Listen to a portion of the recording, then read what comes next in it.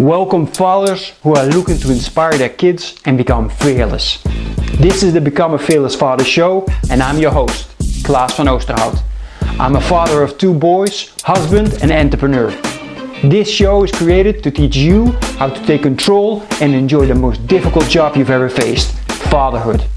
I'm going to keep it real and share real life experience. A heads up, there is no magic pill. You will have to put in the hours, sweat and tears to achieve victory. Are you ready to improve your health, wealth, relationships, knowledge and become the hero your family needs you to be? I know you are. So get your pen and paper ready and let's become fearless fathers together. Alrighty then, welcome. Good afternoon, good morning, good evening, wherever you're at, because we always like to reach out throughout the world. And this week is special. I got 4 live interviews, and today, right now, is very special. I got with me Scott Lucas. Scott, thank you so much for taking the time to be my next guest. Thanks for having me. I appreciate it. How you doing, brother? I'm doing good. How are you? I'm doing great, man. Good to hear you. Look, man, we know each other through Clickfunnels and especially the One Funnel Away Challenge. We're going to talk a little bit about that, just for people that don't know about that. But first of all, man, what's your background story, man? I want to hear everything about you, and then we'll guide our way through the rest of my questions. Awesome. Well, my backstory is my first sales job was at 17 years old. My mom signed a piece of paper saying that I can go travel with this company called Ram Enterprises, and we sold like a degreaser, business to business all around the East Coast of the United States. From Kentucky, Virginia, West Virginia, Delaware, New York. And it was a pretty interesting learning experience. It was in the summer. I just graduated high school. And from there, it was more or less doing some labor jobs here and there. I finally made a decision to increase my education. And what was interesting is right before we were talking about this, I had a choice to make before I went into college that I either wanted to get into IT or get into mixed martial arts, because I always been in martial arts here and there a little bit, and I really loved it. It was like, well, I'm gonna go the IT route. So I got an associate's degree in computer networking, and of course after that, I was trying to get jobs. People say, hey, we need someone with more experience. I said, but I just graduated, so that's what I'm here for the experience. I was like, no. So a year of doing that, and it was like, whatever. So from there, honestly, after that, I got into internet marketing online. The first marketing material I ever got was Don LaPree's How to Make Money Placing Tiny Classified Ads. Got started in network marketing. My first MLM was Prepaid Legal. And then from there, I was just, I was consuming a lot more information and taking action on it. And, I was just at a different mindset. So one of the first internet marketing materials I bought was Frank Kern's Instant Internet Empires. And again, it was just more consuming. And then all that leads up to, I finally got a job in IT probably about 7 years ago. And then probably about 2.5 years ago, started working at Clickfunnels. And then ever since then, I've just been helping people bits and pieces with, the tech stuff, whether troubleshooting funnels or, just helping them in some way, and here locally in Kentucky, I've tried to kind of mix and mingle with business people, but I still work a job, so it's an evening job, so it's kind of like, I'm able to work from home, and that's great because I've got a 9-year-old son, and my wife and I, we will be married 10 years this March, and then that's like a big old summary about me, man. Nice, man. I appreciate you sharing that. Thank you for that. Amazing, man. 9-year-old. That's great. You got a lot to talk about that as well, man. You mentioned a couple of things. I just want to make sure, man, for people that don't understand some certain terms, like, for example, you mentioned MLM, right? Can you explain a little bit more for the people that don't know, that have no idea what that is, what it is, and, how that works and how people can benefit from it? Yeah, so MLM is multi-level marketing. Another way of saying it is network marketing. And it's just when I first got started, I failed. I probably joined 12, maybe 13 different network marketing companies. And I didn't have a mentor. You know, I wasn't doing things right. I wasn't listening. I thought, you know, with my personality, I have a very aggressive type A. So it's like, oh, I'm going to do it my way. I'm smarter than all y'all type of thing. So it's like, it didn't work out. So, and there was a lot of companies, a lot of things that I kind of did, and it never worked out. You know, when in prepaid legal, it's now Legal Shield. That's the network marketing. My sponsor first taught me how to promote the product going door to door. And of course, prior to that, I was no stranger to sales because I used to sell Kirby vacuum cleaners door to door. I used to sell combined insurance door to door. So I'm no stranger to knocking on doors, cold market, not targeted. And hey, I'm here to sell you something type of thing in a way is like the salesy, sleazy, pushy, aggressive type of person. I've developed a conscience, and I was like, I'm not lying to people anymore. I'm not manipulating people more. And that just kind of did a lot of head junk, you know, mindset wise to me. And I just kind of, you know, it was a really difficult time at that time just because trying to make something of myself and attempting to help people, I was pushing people. And it doesn't work, obviously. You know, there's push marketing and pull marketing. So it was just more or less, I stopped doing everything. And, you know, the different things I've tried since then, I didn't really succeed just because of the simple fact I was still in that old mindset. So I've been on a very long personal development journey. And it wasn't until this last year, I was just focusing more on relationships, just building relationships, just giving and serving, not asking for anything, doing stuff for free at times. And then it was like, you know, it was good to help people, obviously. But now it's like this year, it's different because I'm at the place mentally to where not only can I provide more for my son and my wife more, but I can provide for me what I need. And just this month has been awesome so far. I mean, it's just amazing what will happen when you get out of your own way, quit thinking you're smarter than everybody, and just consume and be a good person from the heart, and doors open. It's amazing. Nice, man. That's fantastic. I appreciate that. Yeah. So in regards to that, man, something very, very powerful and important that you mentioned is like you went from an old mindset to a new mindset, right? Can you share a little bit of how that process went, and what are some of the tips that you can share with people that are now struggling where you were at, like, you know, in that old mindset of not feeling that they are worthy enough to, or confident enough, or whatever it is to achieve a, how should we call it, higher self, or a you know, a better self, maybe, whatever you want to call it. What was your journey like, and what did you do? So initially what caused the mindset was I had self-doubt, didn't believe in myself, always mean to people, taking it out on other people, drinking heavily, and it caused a whole bunch of stuff. So the mind shift as far as what I was doing was mentally, I was just consuming more personal development. Jim Rohn is my favorite. Think and Grow Rich. I read that book 3 times. I've read that book 3 times in the course of my life, and I'm starting it on again this year. I've got the Audible, and it was just more or less just me getting away and getting out of the old crap and in the new crap. And as far as a tip, just be aware. I just had to be aware. You know, you have to be aware of what the issue is, and if you're not aware, you can't really fix yourself.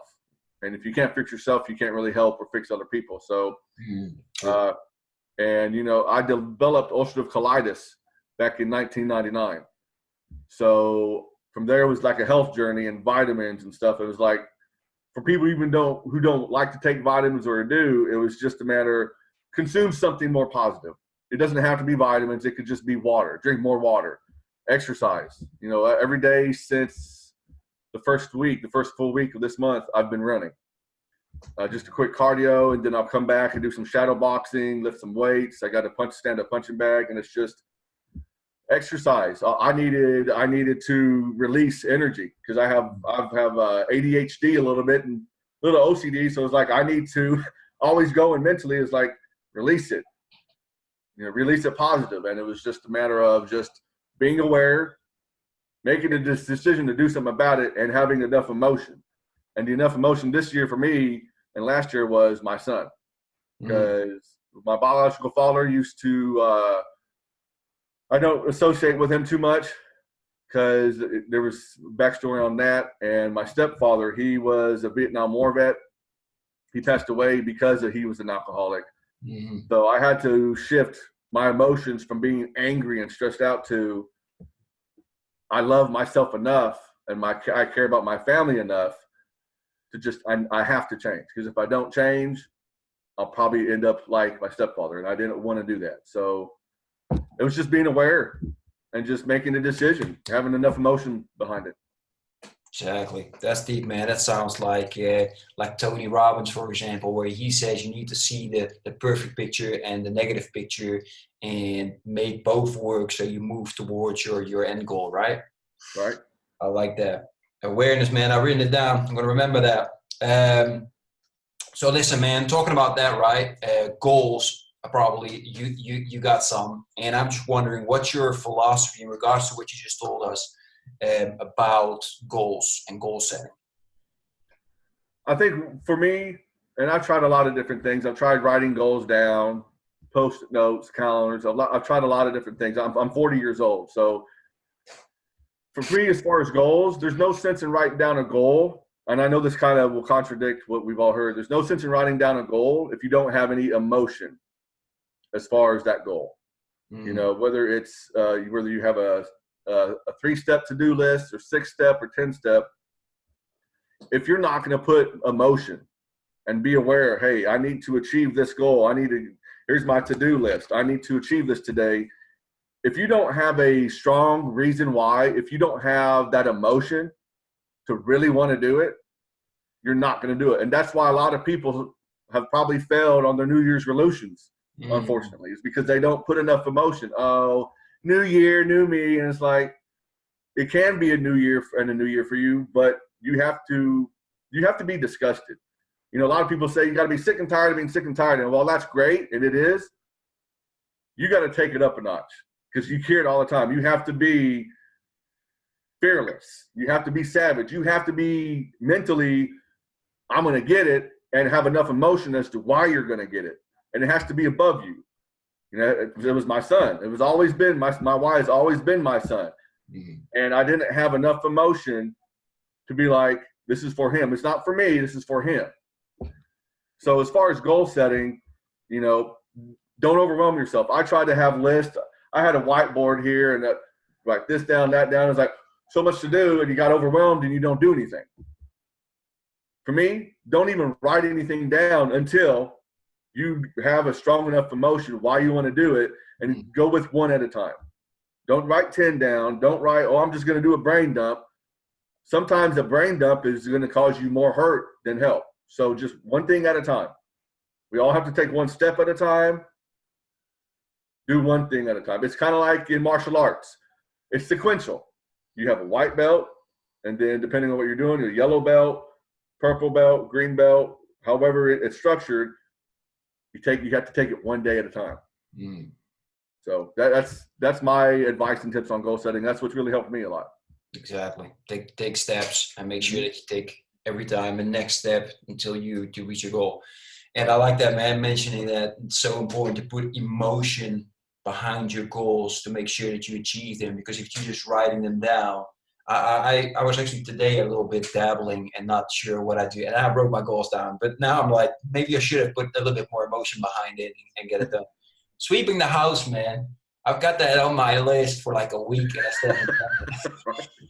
There's no emotion. Yeah, there is an emotion. I don't want to do it. Right. See, I have a slight OCD, so when it comes to everything has a place. So usually because I work from home, I'll just do a quick sweep in the morning, get the coffee going, do something real quick, sit down, kind of wake up a little bit. I had it last year. I had it set like, okay, get the kids ready, have them take a shower, and now quickly sweep the house. This year is just like the kids are doing their stuff and I want to read. Right. I never liked reading, but now I've got so many awesome books that it's just like I wanna get through these and learn more and share, right? But hey, right. Leaders are readers. Yeah, that's true too. So it's beneficial. However, at a certain point, the wife gets upset because right. I understand. The hairs are piling up. So hey, sorry for the interruption. I know you're really enjoying the show. Just want to make sure if you're liking this information, please subscribe and press the like button. And also go visit becomeafearlessfather.com. You get the opportunity to share your biggest challenge at the moment as a father, and it gives me the opportunity to try and help you overcome this. Thanks and enjoy the rest of the show. Anyway, that's it, man. Look, we talked a little bit about, I want to jump right into the OFA, right? One funnel away challenge from Clickfunnels, coordinated by Russell Brunson and Steve Larson. Shane Larson is in there, Julie Stone, I believe, as well. Amazing group.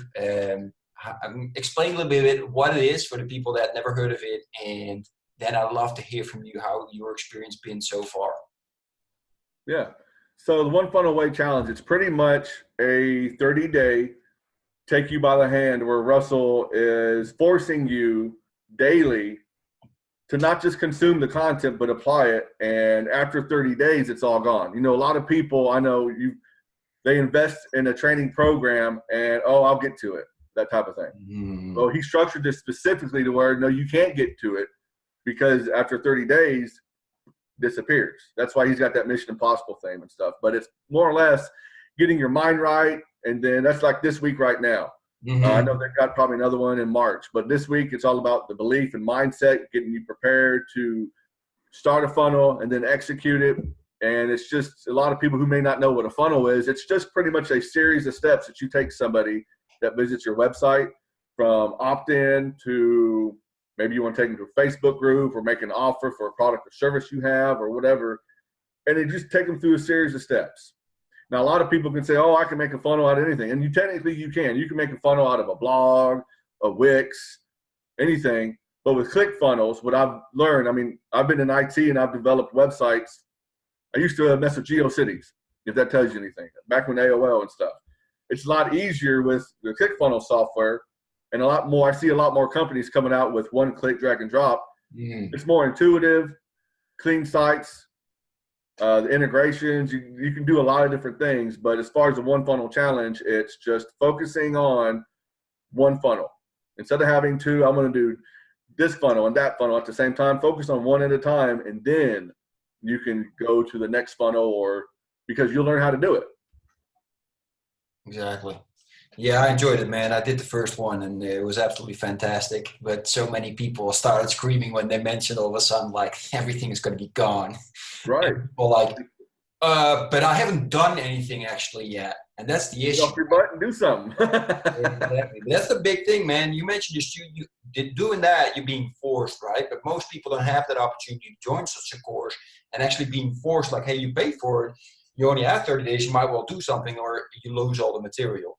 Right. What's one of the ways that you mentioned your son, for example, you use that a lot as making sure you get emotion and forcing yourself to do stuff. But are there some other tips or tricks that you have that you can share with us to make sure that you're forcing doing the things that must be done? For me, I've had to go out and just kind of do some exercise. You know, exercise is always going to be something that we do, you know, and I don't go to a gym. I don't really believe in gyms just because you don't need a whole lot of material or equipment to get in shape.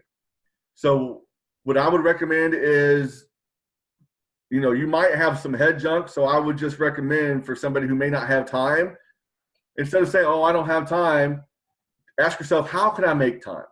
You know, how much time are you spending watching TV? How much time are you spending working in your business, flipping papers and messing with paper clips instead of actually focusing on what your offer is?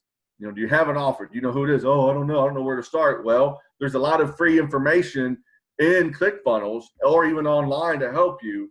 And even with this One Funnel Challenge, you know, there's resources to where they've got like 30 people. There's 30 different people that they interviewed in the last funnel challenge from from Trey Llewellyn, Garrett White, and a lot of different people. Pick whatever your niche is doing, and just pick one person. Instead of getting bombarded, well, I got to listen to Trey and I got to listen to this person. Listen to one person who's in your same industry, follow them, have them like a virtual mentor, and just don't worry about anybody else. Because at the end of the day, your emotion, whether it's, my son or your health, I mean, that's another thing as far as maybe you need to change something like your health because maybe you've been drinking too much. And, you can't focus, or you're always dragging and you're always foggy.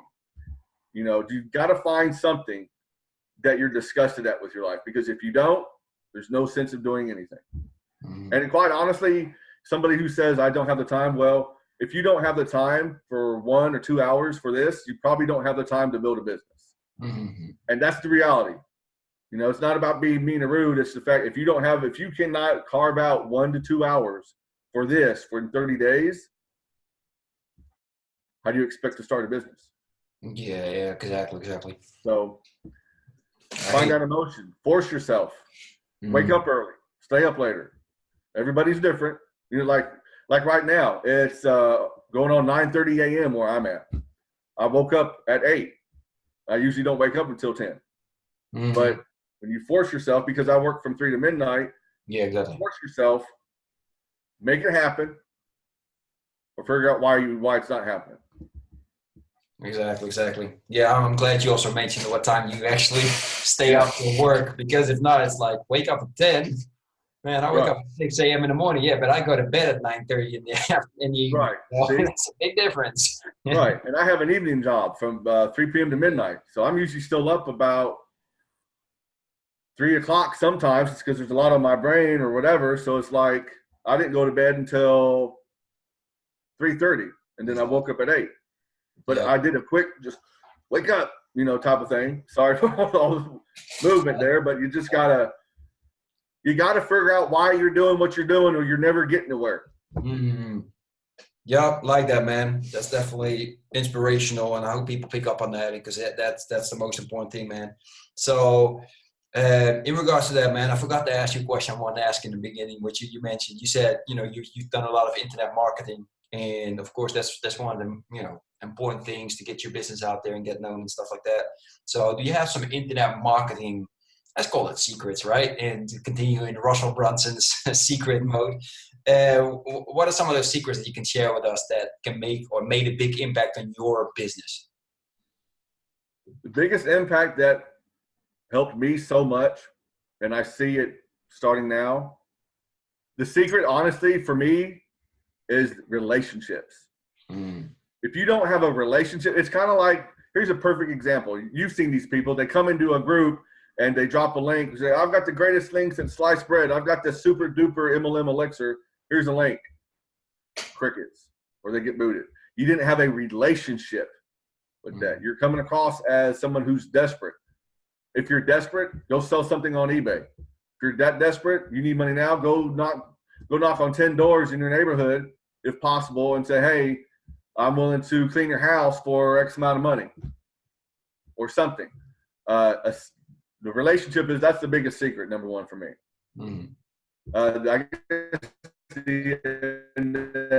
as far as an actual actionable website type of secret, if I go to your website and I have to scroll down to opt in, I'm probably not going to opt in. Have your opt-in box before somebody starts scrolling. Make it easy. You've probably heard this, your audience, a confused mind does nothing.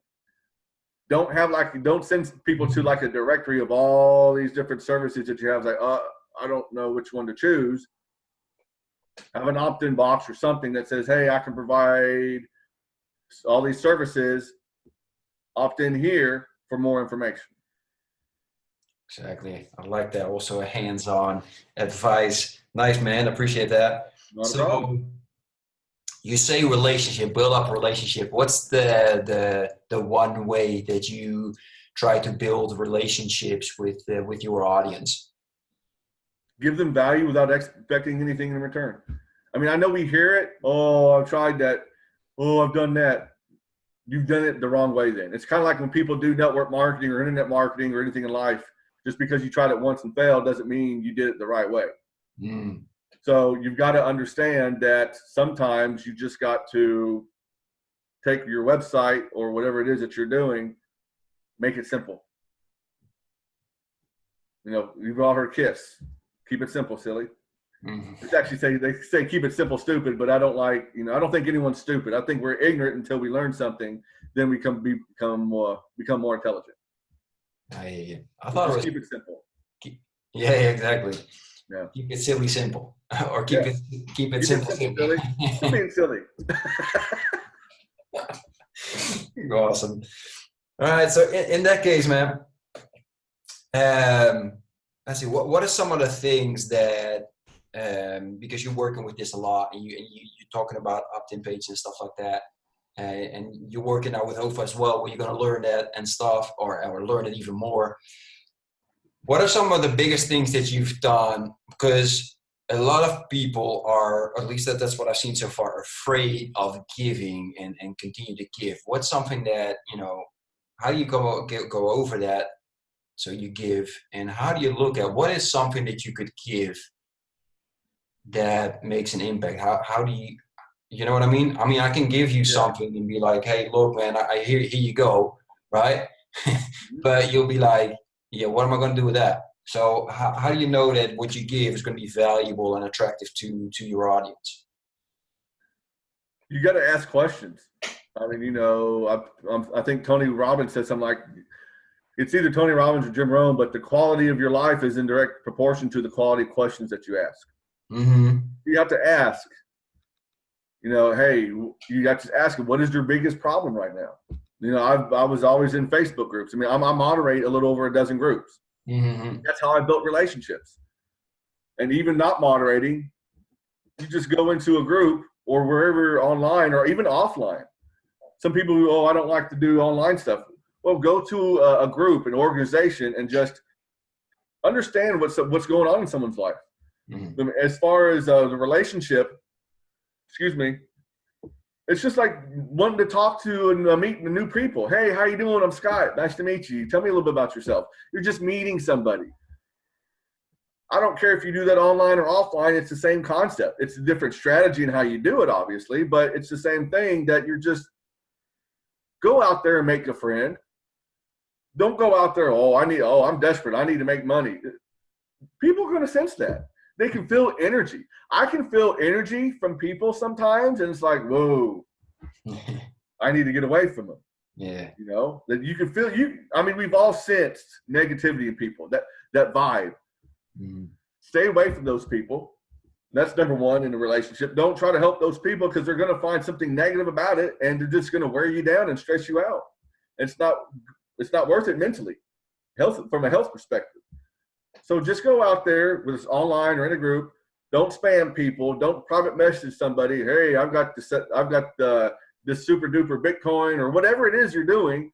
Don't be that salesy person. Just focus on the relationship. You've got to, or otherwise no one's going to buy from you. Mm. Yeah, you mentioned a lot about relationship. I like that. One of the things, man, that just popped in my head right now, because you mentioned, right, you got a 9-year-old kid, you got a wife that you're almost married to 10 years that I'm assuming that you're going to spend a lot of time with as well. You got a full-time job. You got about a dozen Facebook pages that you manage. Man, I'm forgetting stuff. But and of course, you got your own business. Dude, man, what? How does your time management look like? How do you get, because you also mentioned focus. So how do you make sure that you stay focused on what you're doing, right? When I eliminated all the stuff and crap that wasn't helping me, the drinking. I was drinking probably about 6 beers a day, almost every single day last year. And I was still able to function. And it was just, even this month, it's just, as far as time management, you just get rid of your junk. If drinking, that means, a lot of people drink because there's an emotion attached to it. you have to work through it. Maybe you need to go to AA, or maybe you just need to, maybe you need to take that energy. Maybe you're stressed and go punch a punching bag. Get you a punching bag. But as far as time management, I'm very fortunate. I work from home in my job. I do tech support by phone and email. So that's number one for me. But as far as anybody else, look at your schedule. Look how your day is. Write down, okay, I wake up, you said you wake up at 6. I wake up at 6. And then write down how your day looks daily on average. And you'll see the hours that you're spending watching TV. You'll see the hours you're spending drinking or playing video games. And hey, I like video games. I came up as a I had a Nintendo, one of the original ones. And I used to play Assassin's Creed a lot. Assassin's Creed, I love that game. And I played that a lot last year. You got to look at what you're doing that's not helping you. You have to, because if you don't, no one else is going to do it. So, and once you find out by looking, actually write it down, take a pen. Oh, I'm going to do this Google. No, take a pen, because there's something magical about taking a pen and putting something on paper and planning out your day, figuring out how your day is already planned. And when you do that, you'll see, oh, crap, I'm spending 4 or 5 hours watching TV. Granted, I'm spending time with my family, and that's great. Spend time with your family, obviously. But if that's the case, stay up later, wake up earlier. It's hard for me to wake up or anything. Hey, you don't need to work out for 30 minutes to an hour and a half every day. Get the blood going for 15 minutes. I don't work out that long. Maybe 30 minutes, honestly, 15 to 30 minutes. There's something called like a high intensity training. Do something really intense. Sorry for the jittery, but do something really intense for 10 minutes, 15 minutes straight. You're going to feel like, oh my God, get that blood going. The blood in your head is going to help you focus. It's going to help you think better. Going to help you be more alert. It really is. And it's going to help you think about your day, what you're doing right, what you're not doing right. And then from there, you learn how to manage your time better. And then focus on 1 to 3, no more than 6 things that you must do a day. In Think and Grow Rich, there's a story. I'm not going to butcher the story, but he talks about the Success 6 principle. And it was the Success 6 principle is you just write down the 6 things the night before that you need to do the day when you wake up, and you get them done. You don't write down 10. You don't do a brain dump the night before. You write down 6 things the night before you go to bed. And when you wake up, your mind is ready to do that. That's why you do it before you go to bed, because you're subconscious. You ever notice that when you ask yourself a question right before you go to bed, when you wake up, it's like you found the answer? So write down the 6 things, the 6 most important. Oh, I got to organize a filing cabinet. No, you don't. That's not going to help you. Unless you're OCD, and it might help you, I don't know. But it doesn't matter. Write down the 6 most important things you must do the next day.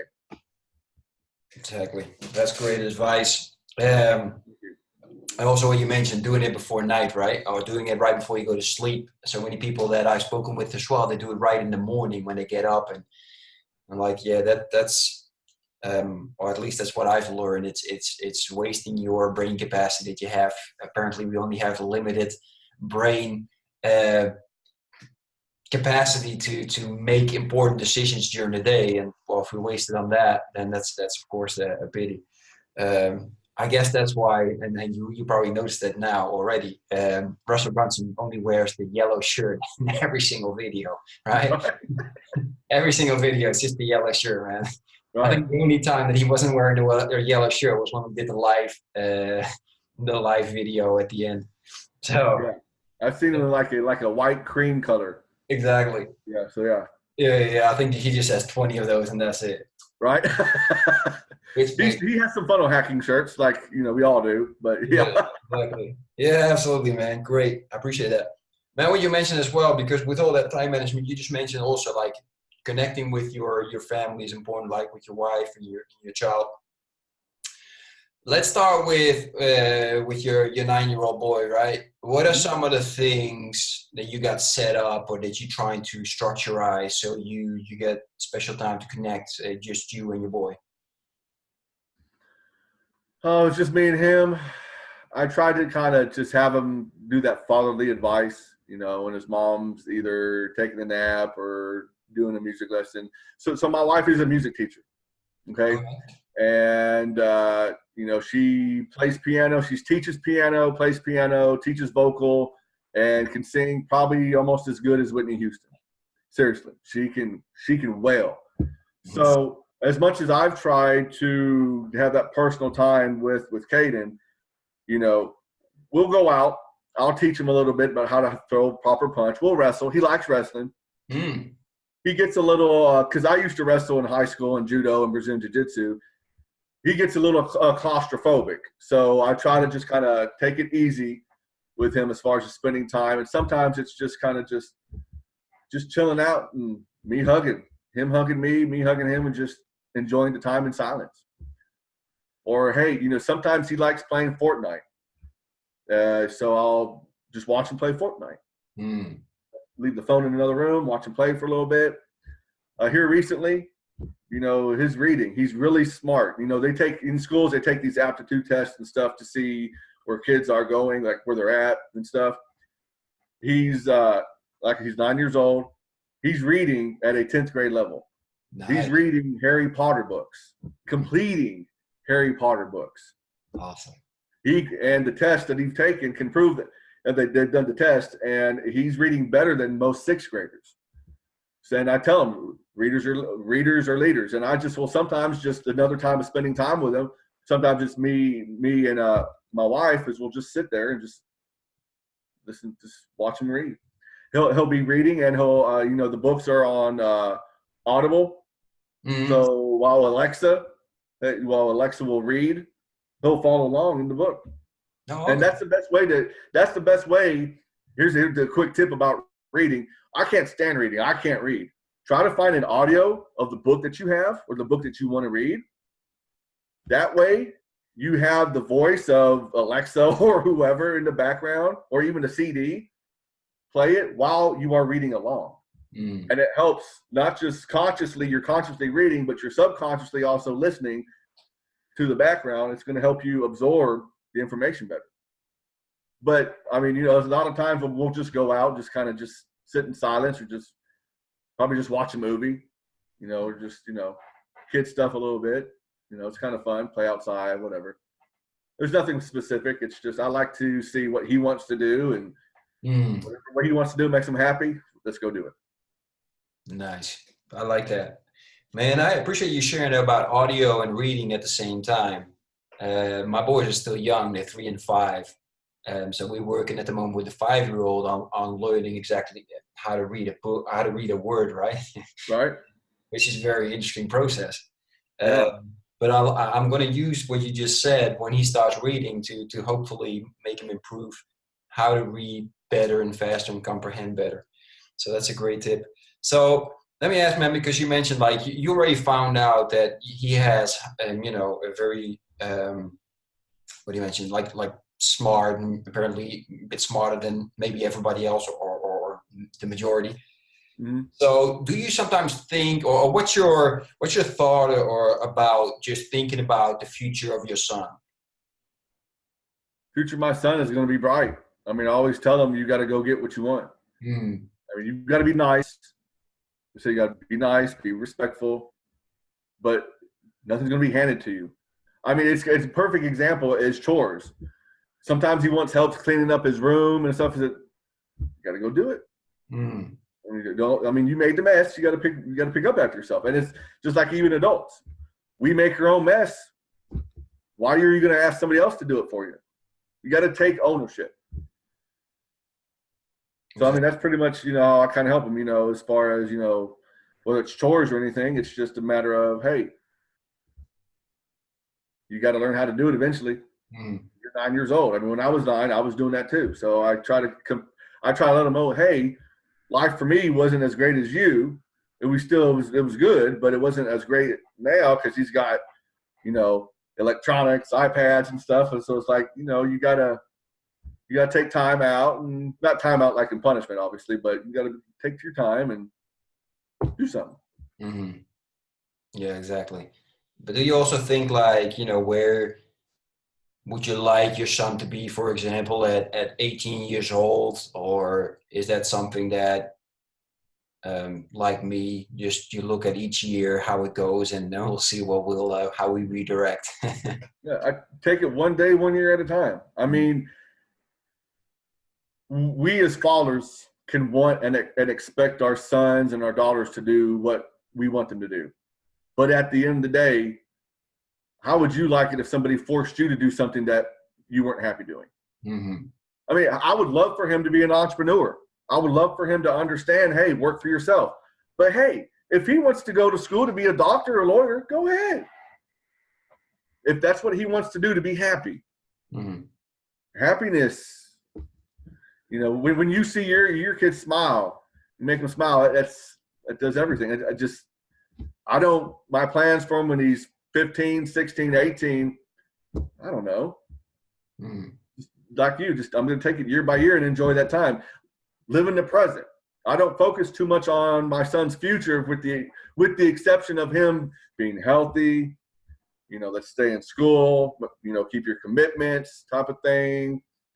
Because you know, like I said, my wife, she does she does plays, musicals, type of thing, and he's taken after her. He's got a really good acting and can sing and dance a little bit. Hey, focus on that if you want to. You know, that's what you want to do for the rest of your life. Go ahead, follow. You know, be the next Brad Pitt or Tom Cruise, but better. I don't know. You know, but I'm living more in the present. I'm focusing on the now instead of worrying or planning about the future that may or may not ever happen. Yeah. So just enjoy your kids now. Don't worry about what they're going to do a week or a month or a year from now. If you do that, you're not focused on being happy with them now. Mm-hmm. I like that. Absolutely, yeah. Living in the present is very important. However, I've noticed as well that a lot of fathers, and in my case, maybe not because I got boys, but especially if they have daughters, they worry a lot about the world and, you know, what they do, you know, so they don't get hurt, etc. So, yeah, living in the present is definitely something important. Now, how do you deal with that for you? Because I'm sure also you read all this stuff actually in the news this week, the last couple of days. Here in Spain, a 2-year-old fell down a hole, and the hole is 100 meters deep. That's a long hole, right? And it's very small. They can't get in. The kid's been there for 2-3 days. They're not sure if it's still alive, right? So that's some serious stuff. I mean, we all as fathers, if you hear this right now, you're like, oh crap, I wish now nobody. However, those kind of things are out there, right? So how do you have those kind of thoughts? How do you work through them? How do you let your kid be a kid, right, without controlling him too much? You know, I heard this from a recent coach. The only thing that's fair about life is that it's unfair for everyone. You know, good things happen to bad people, bad things happen to good people, vice versa. Mm. And when we're looking at our kids, of course, we want to be safe. You know, like you and I, we're martial artists. We want them to understand, to defend themselves, not start a fight, obviously, but you know, and it's like preparing and looking at all these different things. It's like, just got to teach them to be aware. Say, hey, you know, there's bad people out there, but that doesn't mean that you need to be bad. Or, hey, there's people out there that do X, Y, Z to their kids. You know, you're very lucky and fortunate that you have parents like me and your mother who love you enough that don't do that stuff. Mm-hmm. Or even accidents like this, like this kid that, you know, accidents happen, unfortunately, and it's part of life. I mean, I don't know how else to explain it. I mean, if we try to avoid all the accidents happening, how can we really live? Now, I'm not saying go out there and intentionally make a mistake or intentionally go down a hole, obviously. I mean, but it's like, it's kind of, I teach them, you know, be aware of your surroundings. And I kind of revert to the martial arts just because it's always been there. You know, sometimes as martial artists, we have to be aware of our surroundings. And I've just always been like that, because at an early age, it's like, just be aware, be more aware. You know, like if if he drops something, hey, that's fine, it happened. Just be more aware next time. No big deal. You know, it's just, that's all you can do. That's all you can do with children, is teach them to be more aware, and just teach them, you know, be nice and kind. There's so much hate in the world already. Why contribute to it? True, very true. Yeah, so be aware, be kind of nice, live in the present. Yeah. Yeah, absolutely, man. Those are great tips. I'm really enjoying this. So we're going to skip a little bit and go to your wife, man. 10 years, that's a long time, my friend. Congratulations, that's awesome. Thank you. So, Thank you. now, we all pretend, of course, and if we look on Facebook, everybody looks like if they're 10 years married, their marriage is perfect and it's all roses and et cetera, fantastic. But man, I'm not gonna lie, I had my share of struggles, and I think everybody has. So I'm just wondering, man, how do you just got through 10 years or almost 10 years already? What's some of the things that you've done that made it work for you and your wife? Listening. I mean, everybody wants to be listened. It's part of our basic human needs. Whether I want you to listen to me, or you want me to listen to you, or our kids to listen, you know. And she's my second marriage. You know, my first marriage would last for 5 years, and at that time, different mindset. And you know, it is what it is. And, you know, I have no regrets. You know, I look back, I don't have regrets, because if I look back and start thinking about regrets, you ever notice when you start looking back at regrets, you get a little sad and depressed? There's no point in doing that. So as far as what's helped with me and Cassie is, I don't live in the past. She doesn't either. I mean, her and I, everybody has their fair share of good relationships and bad relationships and vice versa. And it's just about listening, knowing when to pick your battles. That is probably the biggest thing. You know, as much as I want to be right, as far as my alpha personality, and hey, you do it, it doesn't work. I mean, it works if you want to have a crappy relationship with your partner. If you don't want to have a crappy relationship with your partner, take a step back. Don't get so upset. And I've gotten upset just like she has. I mean, it's just all about just being calm. And arguments. Walk away before you get into an argument. You're both heated. You're both upset. You both want to walk away type of thing. And just the listening, compromising, love more than hate. Love more than argue. You know, if you're arguing more than you're loving them, I mean, you know what's going to happen. Don't do it. And you know, it's just about just love. I love her. I love her to death. She's awesome. She's a good one. She's the best woman. She gets me. You know, a lot of people think, oh, you're mean, you're upset.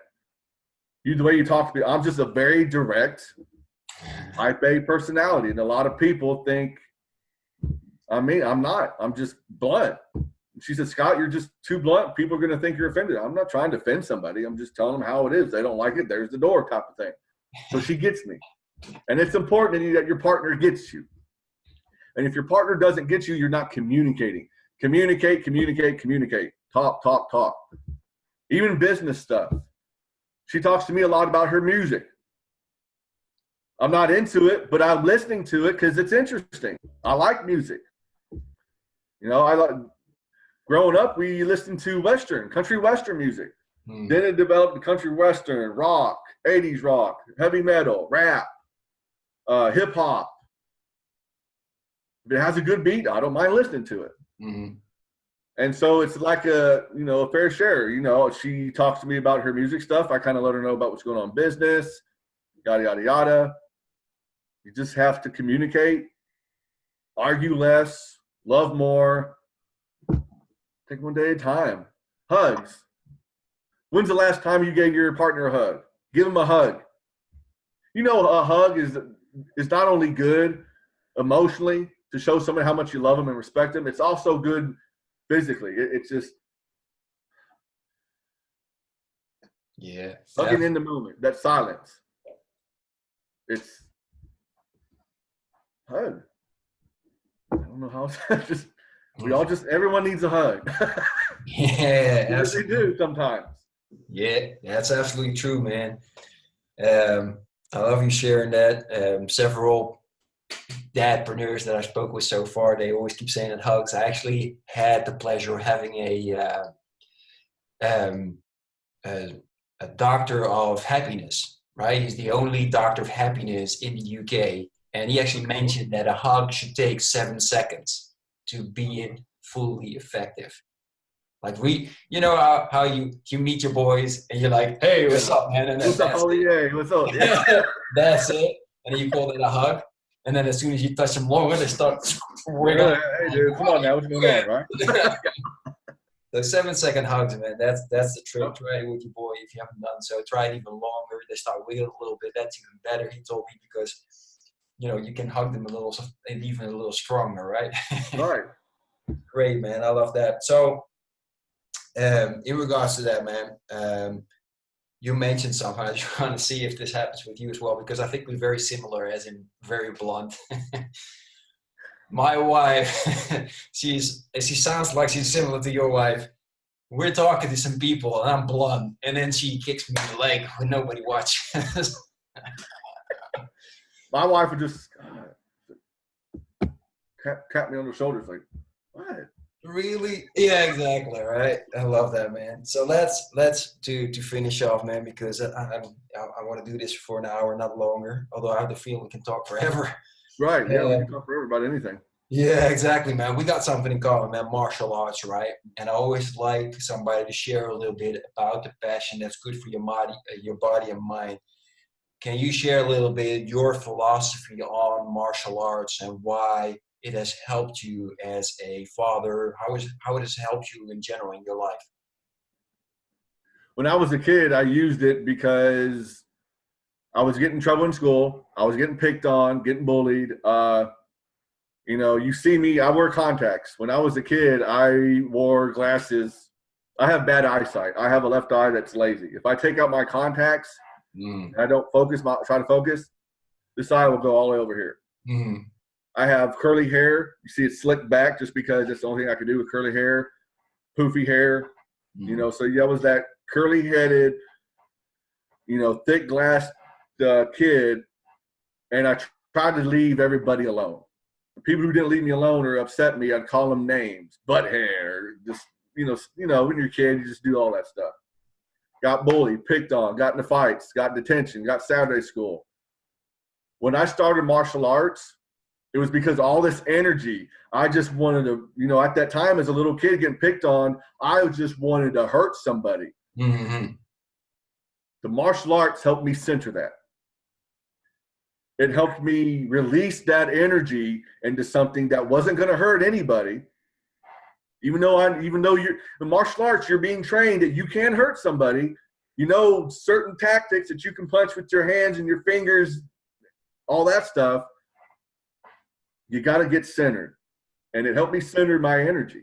It helped me release my energy in a more positive way than trying to go out and fight somebody, whether I was going to get my butt kicked or not. Regardless, I needed to redirect that energy. And as far as how that's helped me as a father, I could teach that to my son. Hey, Daddy used to be this way. And I try to be honest with him, but not really that honest with him. You know what I'm saying? Because he needs to know the reality. Kids need to know the reality. Hey, some people are like this, but people can change. And when they're like this, you need to put your energy into something more constructive. So as far as martial arts, the discipline, I'll be honest with you. I did it just for the stress relief.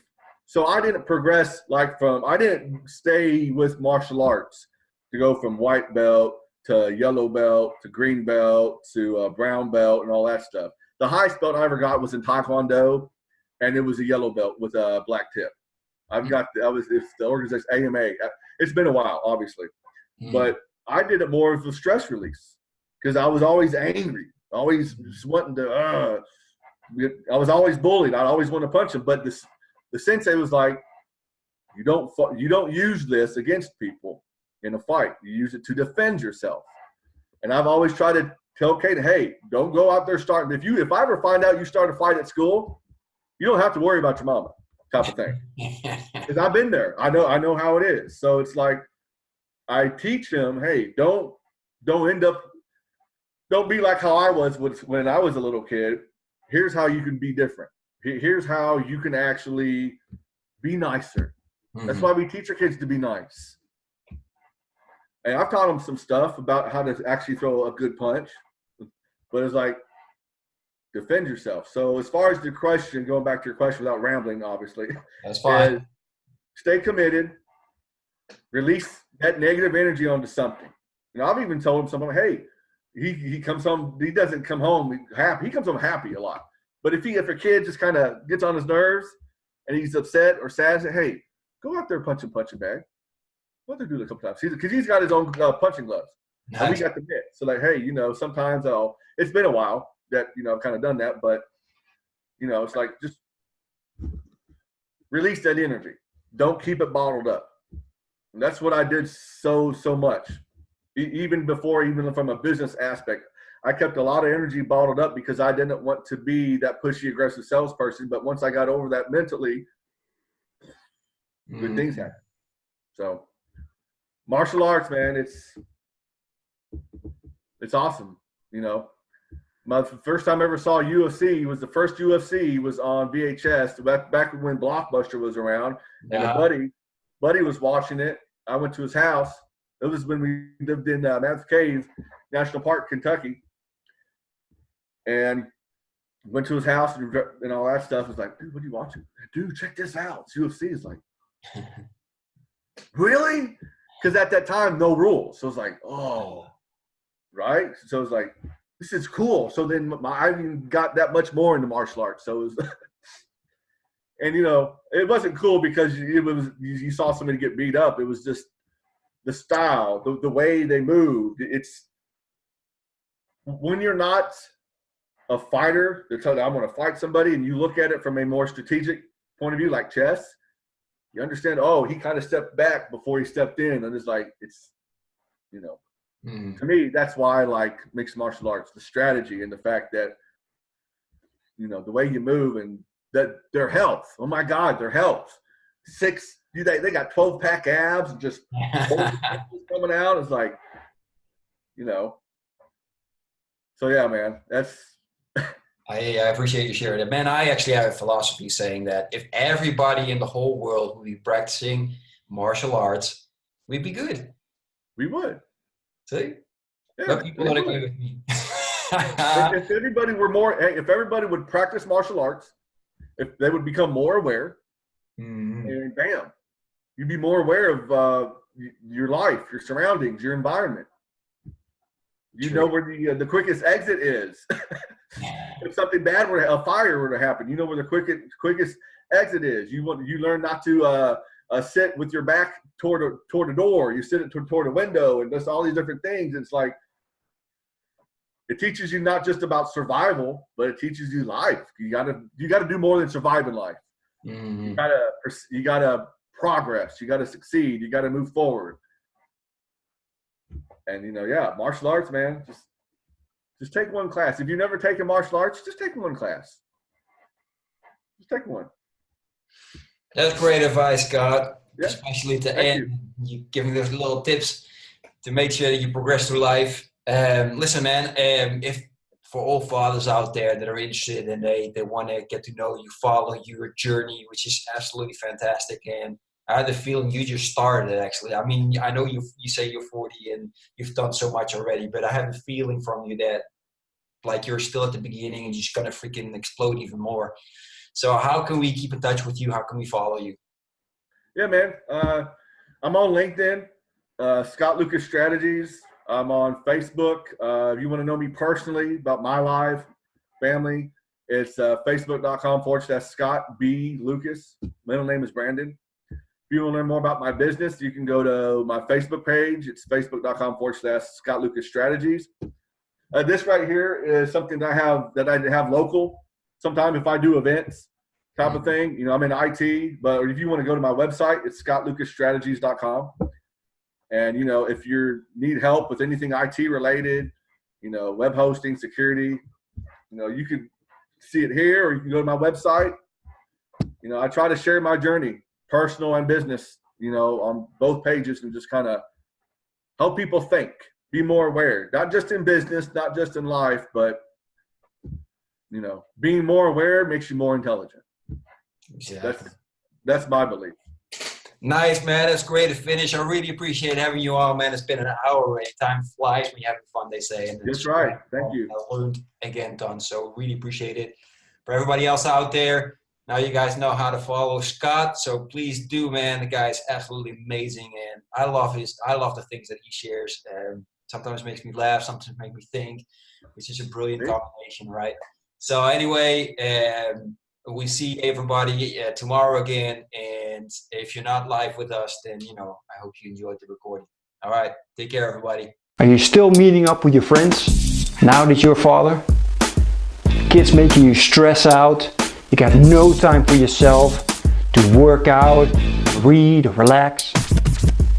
Can you still remember the time you were hanging out with your friends, feeling energetic, happy, and confident? Spending time together and talking about your life and your crazy dreams. You're feeling alone now, don't you? No one to share your challenges with, and you're just running around from one storm into the next. Well, it's time to change this now.